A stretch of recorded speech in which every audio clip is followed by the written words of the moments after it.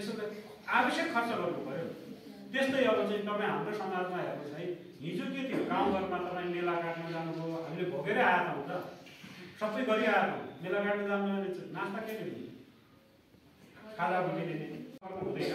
मलाई जे कुरा विश्वास लाग्छ नि मनैबाट यो कुरा मेरा लागि हो, यो कुरा सही छ, यो कुरा गर्नुपर्छ भनेर जब लाग्नुभयो नि अनि त्यसपछि मात्रै सफलता प्राप्त हुन्छ क्या, त्यसबाट मात्रै फाइदा हुन्छ।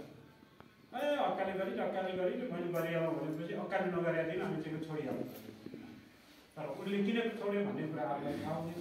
त्यस्तो कुराहरू पनि तपाईँहरूले सोच्नु पर्यो भन्ने चाहिँ सुझाव छ तपाईँहरू।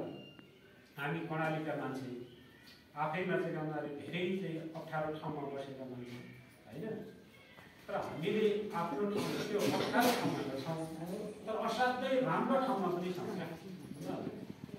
अहिले हेर्नु न, तपाईँको अब जुम्लाको हावापानी र हाम्रो बसन्तपुरको हावापानी त लगभग उस्तै होला नि। यहाँको त धान फल्छ, जुम्ला पनि फल्छ। तपाईँको जुम्लाको अहिले चामल 200 रुपियाँ किलो भनेको कति रुपियाँ किलो हो? 20,000 रुपियाँ किलो।